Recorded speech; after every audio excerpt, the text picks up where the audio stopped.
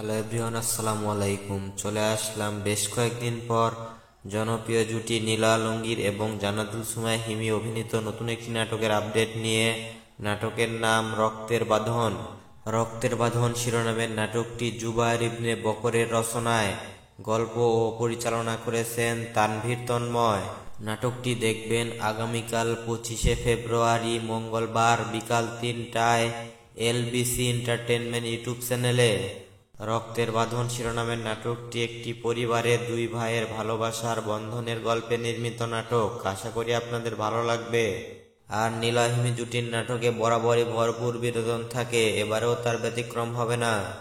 তো প্রিয় দর্শক বন্ধুরা, নাটকটি দেখতে ভিজিট করুন আগামীকাল 25শে ফেব্রুয়ারি বিকাল 3টায় এলবিসি এন্টারটেনমেন্ট ইউটিউব চ্যানেলে।